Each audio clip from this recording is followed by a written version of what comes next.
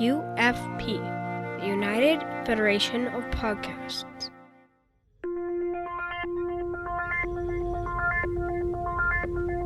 Engage.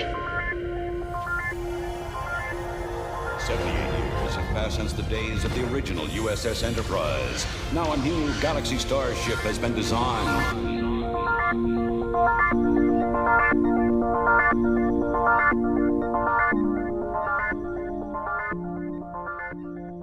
Transporter Chief, beam our listeners aboard. Welcome to Galaxy Class, a Star Trek Next Generation podcast here on the United Federation of Podcast Network. I am Counselor Amy Nelson, and with me today, Diplomatic Standard Bearer Kevin Scharf. Hello, Kevin. Hello, Amy. Happy belated birthday. We just missed your birthday by a day. Yes, thank you so much. Yes, as of this recording, we did bump the recording day because I was a little busy hiking at Valley of Fire, which listeners, if you're not familiar with, that is where in Generations, Viridian 3, and with Soren trying to blow up the Viridian Star, was filmed there, right there. It's about 50 miles north of Las Vegas, and it's a beautiful state park. Lots of hiking, perfect weather. It just was glorious. And I even, Kevin, took a picture with me like standing like I'm Soren waiting to come and have the Nexus. You want the Nexus to take you away. I understand this feeling. I understand this feeling. Well, I'm glad you had a great day, and it looked like you guys were having a lot of fun, so... Thank you.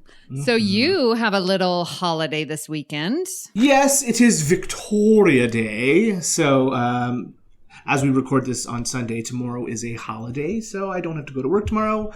I don't have any real plans because we're still in the provincial lockdown. So I can't really go anywhere. But, the weather has gotten summery and it's warm and I'm wearing shorts and it's all good. So.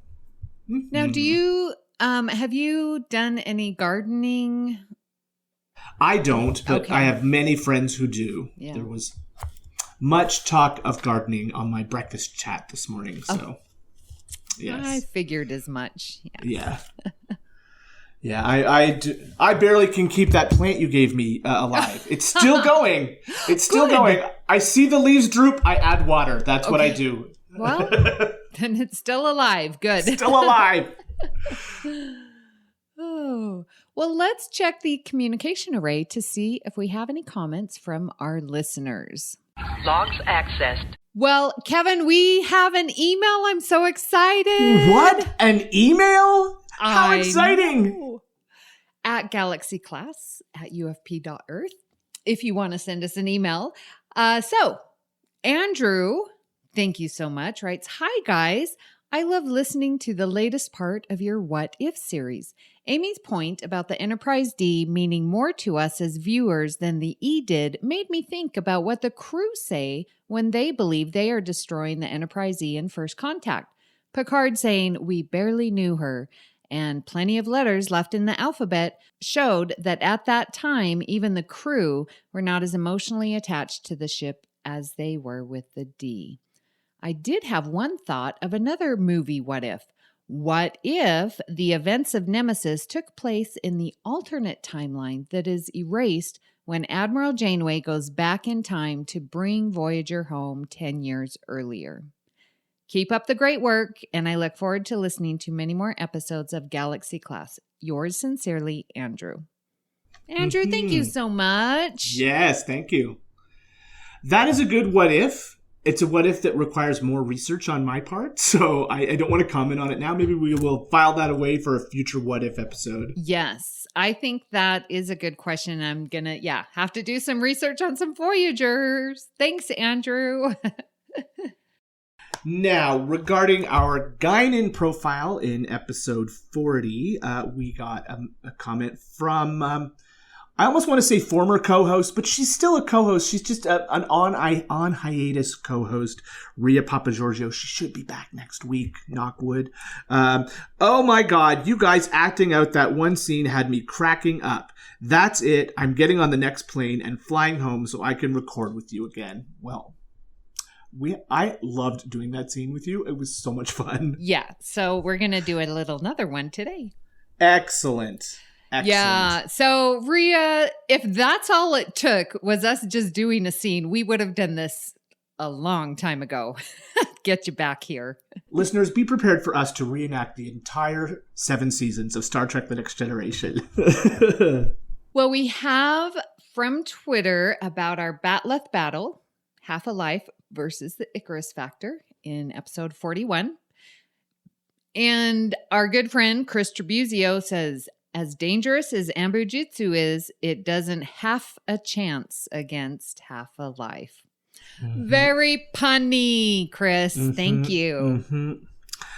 Michael on Twitter says, no comparison. Half a Life is heartbreakingly wonderful, but Kyle Riker is a womanizing creep who left his son in the woods to hunt his own moose at the age of 13 or whatever. LOL. Yeah, the Riker family has some issues. Oh, more issues than the Troy family has, and we know what Lwaxana is like. Oh my gosh, Michael, you just totally made me laugh. The way that you summarized Kyle to go hunt his own moose. Oh my goodness. Yeah, when you do put it that way. I would hope the Rikers had a replicator in their Alaskan cabin. Right. And also on Twitter from @Captain_AFAB. Whatever the criteria are for the battle, it's Lwaxana, obviously. Of course it was. Well, I gave a contrary argument. You did, but I know you love Lwaxana. I do, yes. This is the captain. Senior officers will report to my ready room immediately. Well, listeners, we are going to continue our watch list series. Now, we have done 2 previous, so this makes part 3, where we build your own watch list. And so for today, we are going to build a watch list where someone becomes someone else. I know it's really weird description, but I wanted to leave it vague and open so that we could, have a selection to choose from. Because I wasn't just going to put, they're acting like someone else, or only those who were, taken over by an alien presence. Like, it's just open up wide and whatever fits the definition of someone becoming someone else. So, Kevin, how did you go about choosing your list? Well, at first I wanted to try to find an example of this for every character, but that became too hard. And then there were just several that jumped out at me. It seems like Picard and Riker are the 2 characters, and Troy, to an extent as well, are the characters that this happens to most often. Some favorites came to mind. Some not so favorites came to mind as well. It was it's a fun premise, and it's a good old science fiction cliche premise too. And I think it's done particularly well in multiple variations on Next Generation. So we don't know each other's lists, but I was thinking, and I wanted to know what you thought, if this would be acceptable or not. Okay. Lower Decks. Oh, wait, no. I'm sorry. Let's start that over. What's the one where they are Guinan, Ro, Keiko? Oh, Rascals. Yes, Rascals. Would you put that under this category? Because they are themselves, but that younger. Was why I didn't. That's why I didn't add it, because Rascals came to mind when I was compiling my list, but they were still themselves. They just didn't. They were just in younger versions of themselves, right? So I eliminated that one because of that. Yeah, that one came to mind, and I was like, nope, I'm not. I think I could have fit it in, but yeah, I threw that one out as well. It's on the cusp. Yeah. But aging and de-aging, that's another trope that happens on Star Trek all the time too. Yeah. Pulaski. Pulaski. And, on the original series, it happened to Captain Kirk. And Troy.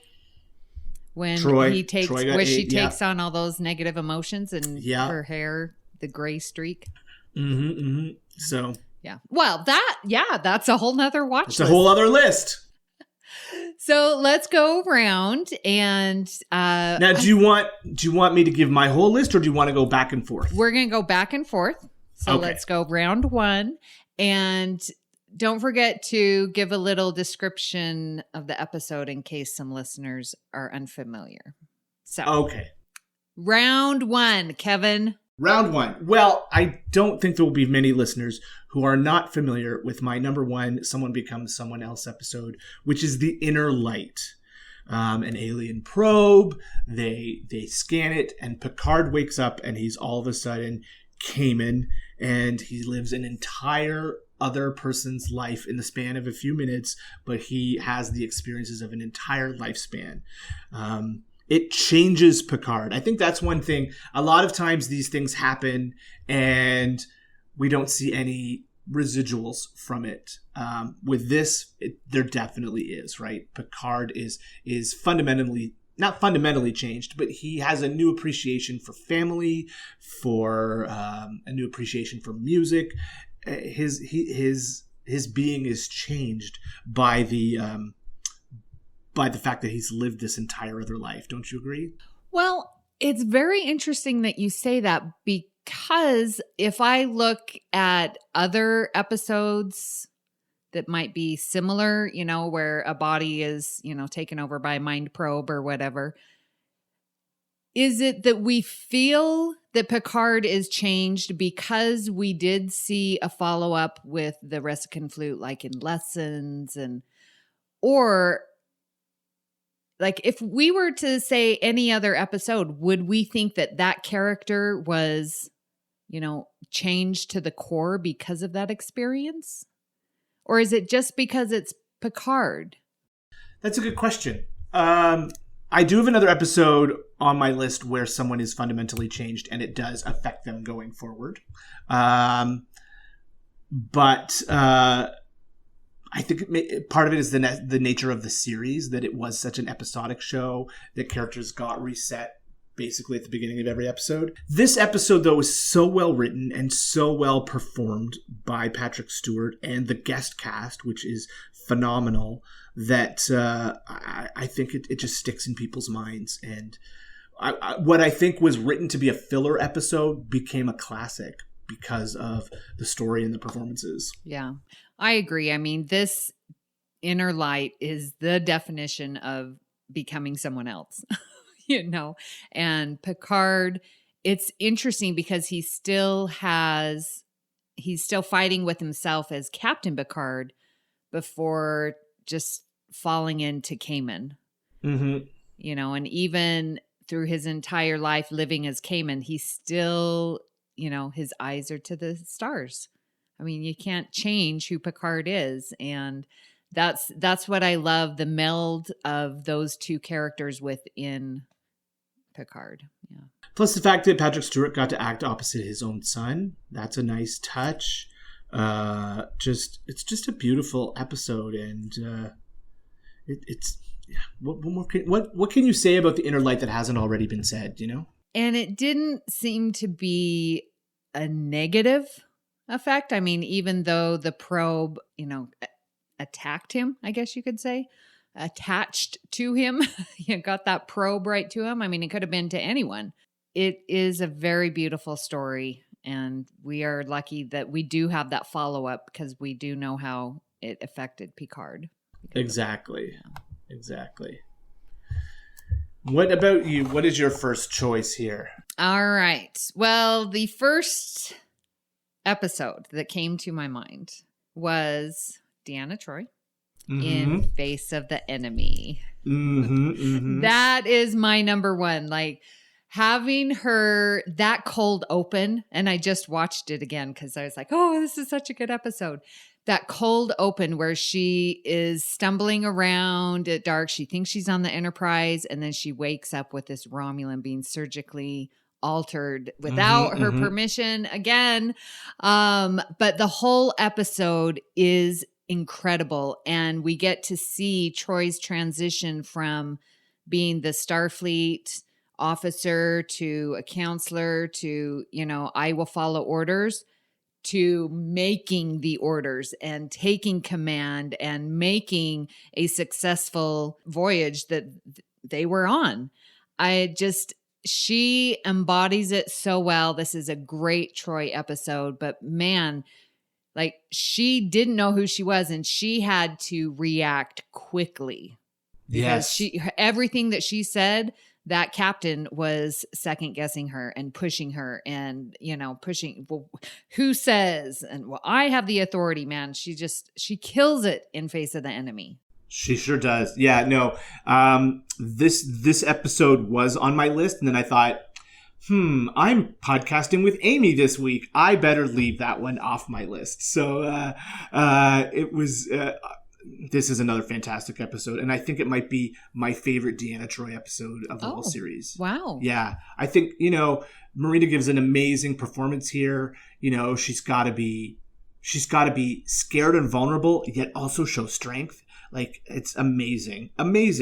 And Troy's not a hard character. Like, she's not battle weary. She is an emotional, her job is counselor. She's a person who feels deeply. And in order, she had to really suppress that to become the hard Tal Shiar operative on this Romulan ship. So good. And Marina's acting is amazing in it. Absolutely. And I love that she still, again, just like Picard, like, uses her strengths and her powers, when the freighter ship was going to pick up the cargo, and she's like, oh, he's lying. He has no intentions of delivering this cargo. And then that gives permission for the one guy to just, bam, blow it up, and is like, what is going on?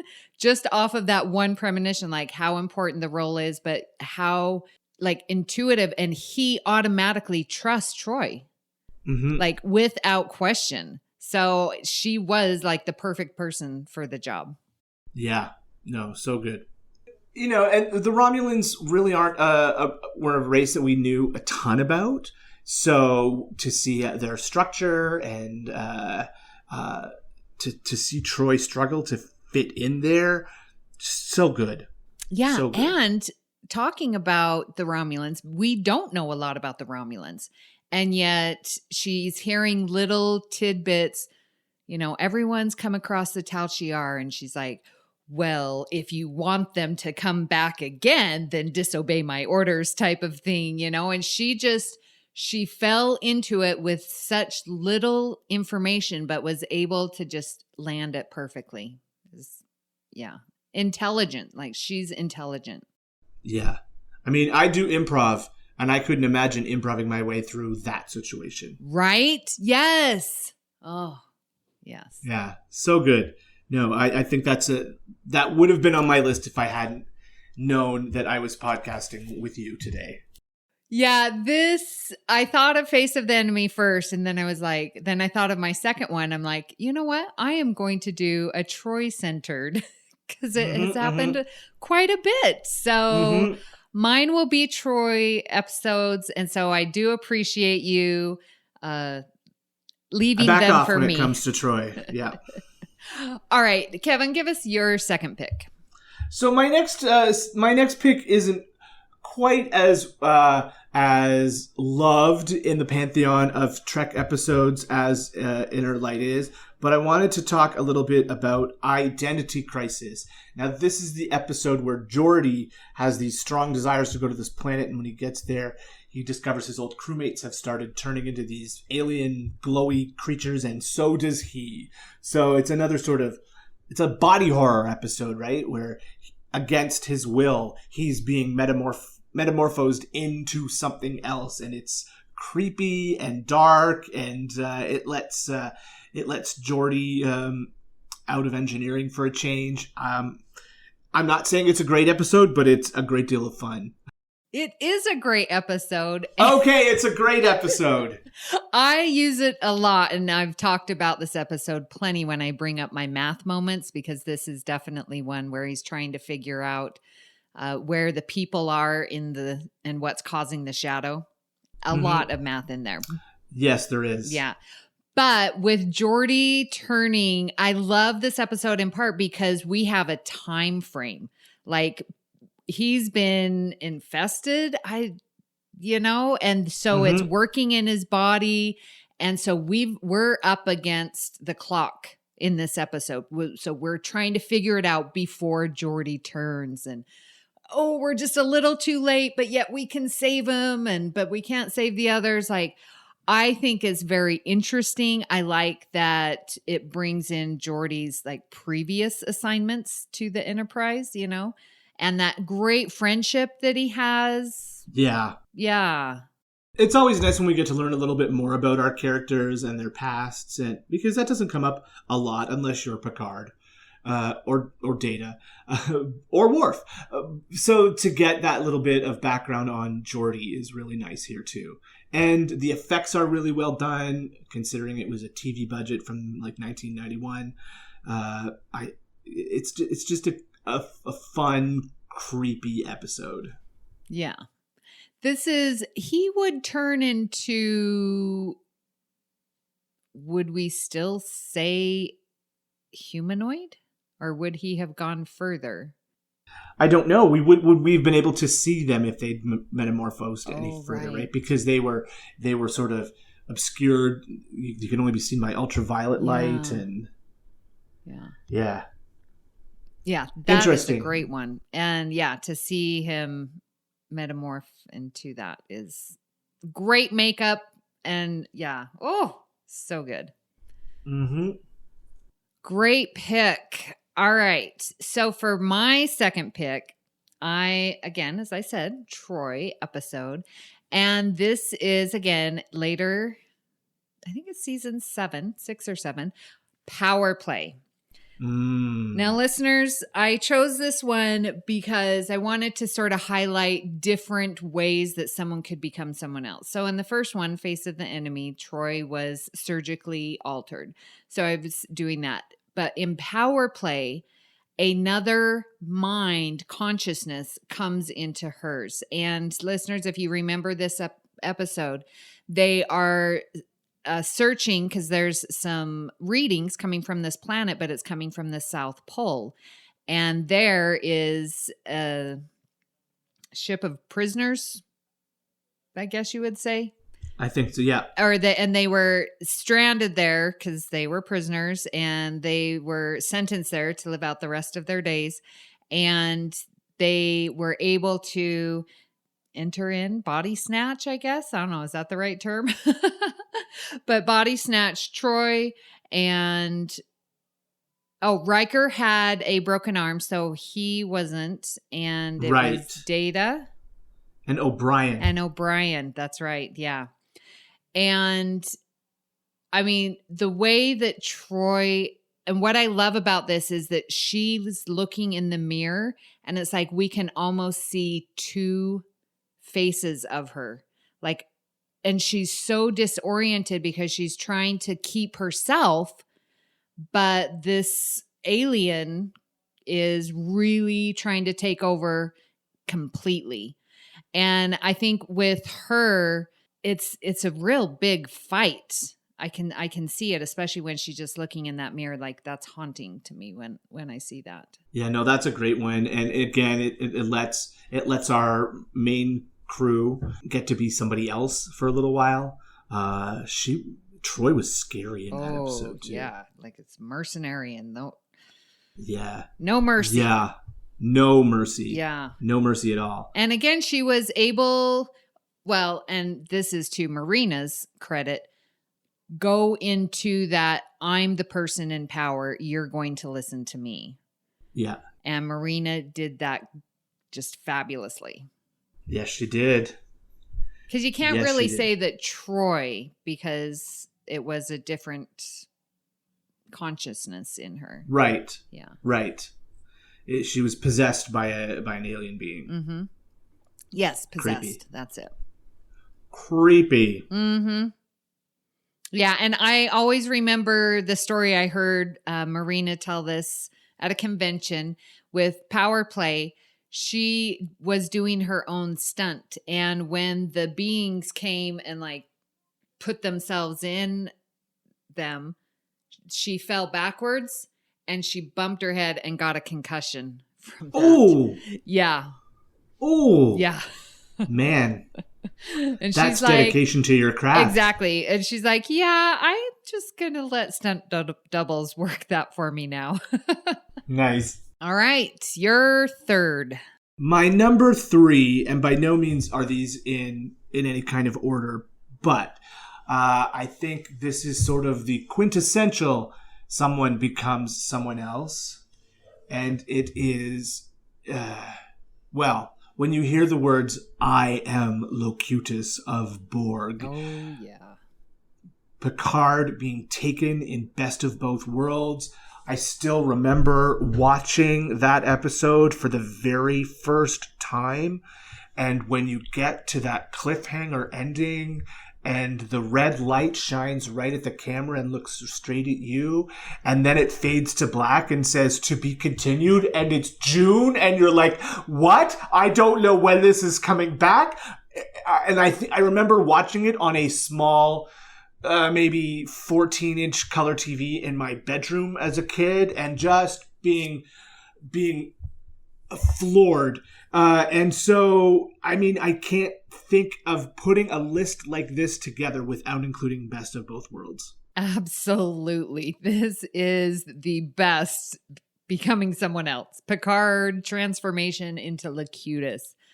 And how heartbreaking that was. Exactly. And when I talked in Inner Light about an episode that affected your character, this is the other one I was talking about. It was also Picard, but I mean, this has carried through right through to the new era and Star Trek Picard, right? This transformation is still affecting him 20 years later, which is really interesting storytelling. So, yeah, creepy, scary to see Picard become so inhuman and cold and unemotional. Just chilling. Yeah, you can see him and like as he's taken by the Borg. And then next time you see him, he's in that white Borg makeup, like, because all of his blood's been drained, you know, and that is the transformation. Like him wearing that makeup was, I think, beneficial to Patrick Stewart to play Locutus. You know how like you can sort of play a character, but then when you get the makeup on, then you're in. You are that person, character. Yeah. And I just felt that from Patrick Stewart as Locutus. Yeah, you couldn't have a list of a character becoming somebody else without including the Borg transformation of Picard. Yeah. Well, and even the transformation of bringing him back to Jean-Luc, because he's in that medical bay standing up in that one thing that Law was in. And just, he still is cold, but yet you can see just a little bit of his humanity coming through. Mm-hmm. Exactly. It's brilliant. It is. It is. So well done. Again, Patrick Stewart is one of the greatest actors of our times, and we're very lucky to have had him on Star Trek. Again, well written. Plus, a lot of times when a character becomes somebody else, you see it through the eyes of the rest of the cast, right? And just the fear and shock on the rest of the crew was another astounding bit of acting. You know, Riker's reluctance to try to destroy the Borg, you know, because Picard is there. Just, again, writing, acting, special effects, makeup, all come together to make this transformation one of the best on the entire series. Yeah. I mean, and think about just sort of that whole story arc of the Borg with Picard and all that has led to since season 1, was it? Season 2? 1 or 2. It was early. Yeah. I think it was season 2. Season we saw the 2 Borg for the first time. Yeah. Just, and then to have this whole story, first contact, and this again, you're right. It affects Picard so deeply. You can't have a watch list without having Best of Both Worlds. Agreed. No, you can't. Yeah. You cannot. So what is the third item on your list, Ms. Amy Nelson? Well, I, again, wanted to cover sort of the different ways of becoming someone else. So we had Face of the Enemy, where Troy was surgically altered without her knowing. We have Power Play, that was a second consciousness coming into her. And for my third pick, with her permission, we are going to have her be transformed to look like a Mintakan on Who Watches the Watchers. I love both Riker and Troy's look as Mintakans. I think it's simplistic. It fits in, but they are yet different enough to stand out. You know, it's a weird combination. But I think Troy does a great job becoming one of the locals from a distant town. And my favorite part of Who Watches the Watchers is where Troy and Riker are going down, and they beam down, and Troy says, Mintakan emotions are quite interesting. Like the Vulcans, they have highly ordered minds, a very sensible people. For example, Mintakan women precede their mates. It's a signal to other women. This man's taken, get your own? Not precisely. More like, if you want his services, I'm the one you have to negotiate with. What kind of services? All kinds. They are a sensible race. Isn't that the cutest?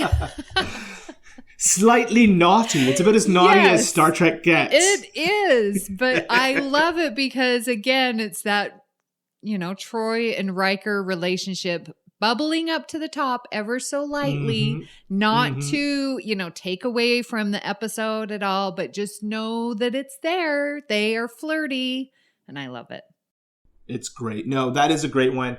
It's one I had thought of too. It was made my honorable mentions list. Sort of the first contact infiltration, you know. This was the episode with the duck blind, right? Yes. Where Yeah, and Palmer was missing and they found him, and the Picard. Yes. Worshipping. Yeah.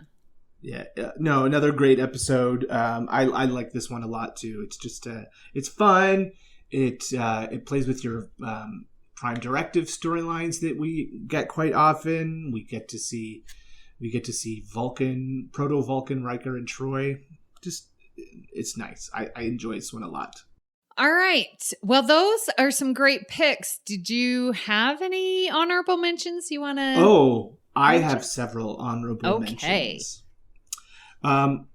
So let's start with an episode where everybody becomes somebody else or something else. And that is that classic episode, Genesis. Where a Barclay experiment goes wrong and everyone starts de-evolving into creatures that share DNA with them. So, yeah, Troy becomes a fish person and... like a frog. I love her fingertips, how they're frog-like. Oh, my gosh. And Gates McFadden directed this episode. Yeah. Yeah, the makeup department worked overtime on this one, right? Like they all got the full prosthetic treatment. Caveman Riker and just all hunting and trying to track down Troy. Spiky Beast, just silly fun. Let's just call it silly fun. So Genesis is on my honorable mentions list. Should I continue with my honorable mentions? Do you have any? Okay. How about the episode First Contact, not the movie, the episode First Contact, where Riker has gone undercover as a Malkorian. This is another, we're going to surgically alter you to infiltrate. And then there's a series of mishaps, and he gets hit on by BB New Earth. And it's just, again, fun, Prime Directive-y stuff. The civilization is just on the verge of warp travel, and their people decide that they're not ready for contact with the rest of the galaxy. Quite a fun episode. I'm really quite surprised that there's not more of them dressing up and going down to look like the locals. You know, because we have got Who Watches the Watchers and First Contact, but I can't think of another one off the top of my head. Yeah. Isn't that weird? Unless you count Justice.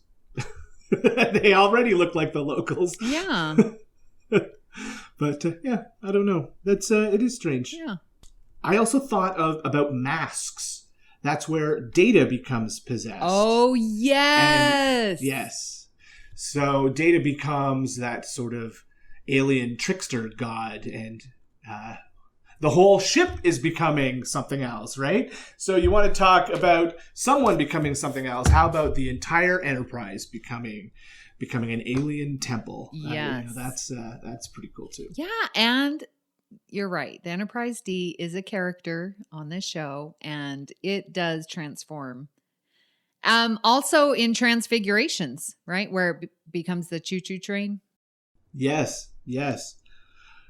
We also had Riker becoming a Q back in season 1 with Hait and Q. Q just gives Riker the power, and Riker decides, this much power is not for me. So I was listening to you, and I'm like, well, but Riker's still Riker.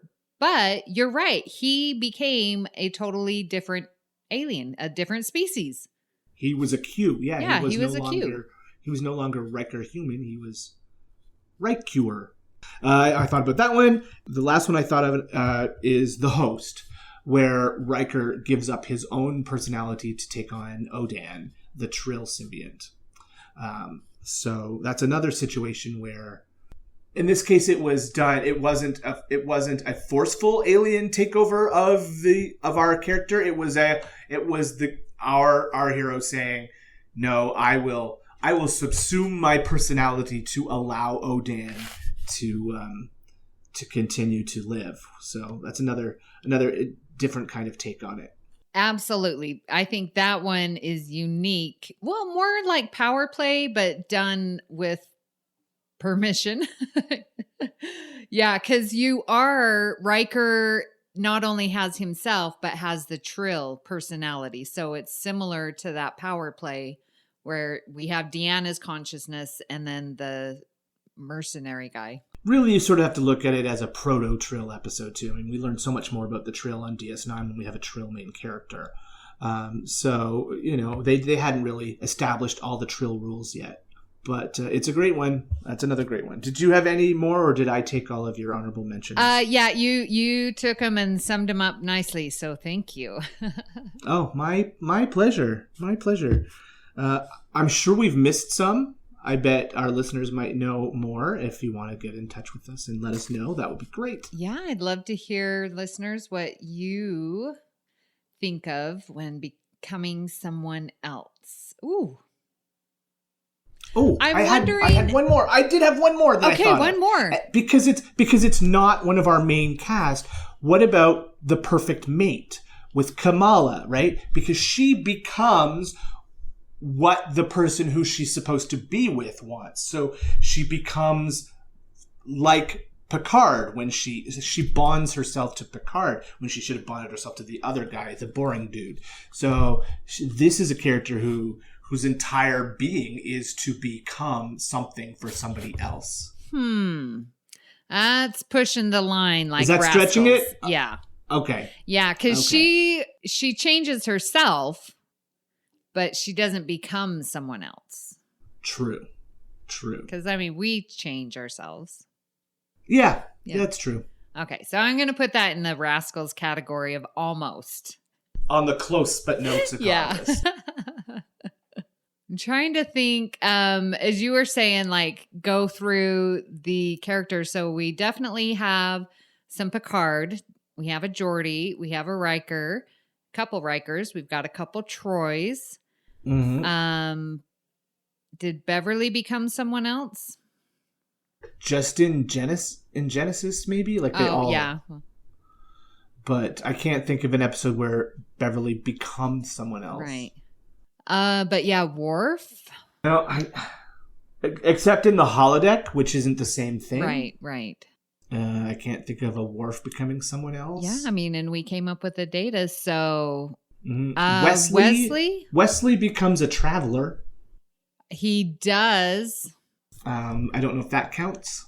It depends on if you believe that he was always a traveler. Yes. Goes back to the Rhea... the Rhea theory of Jack being a traveler. Yep, yeah. Huh. So interesting. No examples for Wesley, Worf, or Bev. Or Dr. Crusher. Yeah. Huh. Interesting.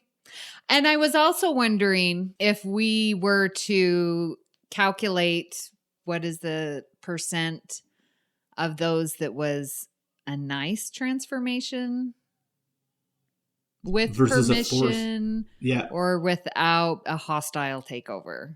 Somebody can do the math on that. Well, just from ours, I'm going to say Geordi was hostile because he did not approve. Yes. Okay, so hostile. Hostile is Identity Crisis, Best of Both Worlds, Face of the Enemy, Inner Light, Power Play, and Inner Light. Yeah. Yeah, Picard didn't ask for that. So that's 5 out of the 6. It's 83%. All right, there's our little math moment. Mm-hmm. All right. Well, Kevin, final thoughts for your watch list. I think this would be a fun group of episodes to watch together, to compare and contrast. Like I say, it is sort of a science fiction trope.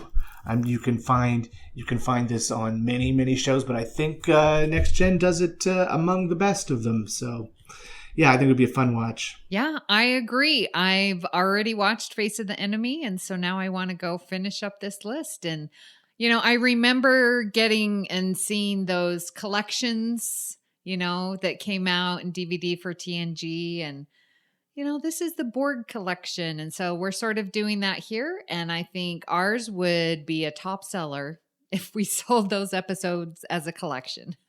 Especially if Inner Light and Best of Both Worlds are together. Oh, yeah. Yeah, that would sell. And Face of the Enemy? Oh, yeah. Incoming transmission. We would love to hear your thoughts on today's show and hope you'll join the Facebook group Federation Council Chambers. You are welcome to start conversations with us or add any general Star Trek info you want to share with the group. If you would like to send us an email, you can email us directly at galaxyclass@ufp.earth, and we will read your email on the show. You can also follow us on Twitter at GalaxyClassPod. Please hit the subscribe button on Apple Podcasts or wherever you get your podcasts and leave us a star rating and written review. That helps others to find our show. You can also follow the entire network's podcast with our master feed by searching United Federation of Podcasts.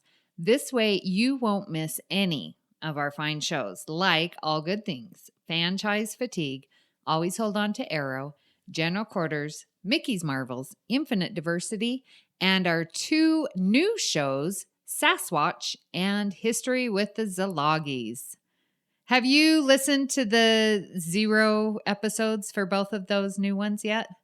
No, I have not. I wasn't aware they were out yet. Well, so they just dropped. I was listening to them this morning, and they're just the intro 0, just little 10, 20 minutes. And I'm very excited for History with the Szilagys. I'm very, very excited for that. So Chrissy and Jason will be working that, and I'm just, cannot wait. Now, Sasquatch with Ken and Zach, I love them. I'm just not that familiar, so I'm going to listen to see what they have to say. Mm-hmm. Yeah, it's a fun premise for a show, so I will give those a listen myself. So, Kevin, where can people find you when you're not metamorphosizing into an invisible creature? Can't you see me anymore, Amy? Kevin, where are you? Where are you? Amy. Let me get my UV light. Whoa. Oh, it's blinding. There you are. Well, if you can see me, you can find me on this podcast as well as on Stage Whispers, the local theater podcast, and True North Nerds, the general geekery and nerdity show that I do with some friends. You can find me on Facebook, on the Federation Council Chambers and around, and on Twitter at True North Nerds. And Amy, where can people find you if you have woken up and discovered that you are now a Romulan? Ooh.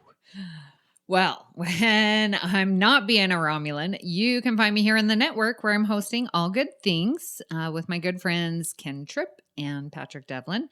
You can find me on Union Federation podcast where we talk and compare the Orville episodes with Star Trek episodes, having such a fabulous time. And you can find me on Twitter at Miss Amy Nelson. And thank you for the new followers. I appreciate you. And I am, of course, on Facebook in the Federation Council Chambers. Priority 1 message from Starfleet coming in on secured channel. If you'd like to help us keep all our shows coming to you each week, you can become a patron of the network on Patreon. Visit patreon.com/UFP Earth to get all the details. We would like to recognize our executive producers, Brandon Shea Mutala, Ken Tripp, Zach Moore, and Tony Robinson. We would also like to thank Zach Tripp for our opening and closing music, and Tony Robinson for our amazing artwork. Thank you for beaming aboard Galaxy Class. And until next time. I am Locutus of Borg. Resistance is futile. Great joy and gratitude. Engage.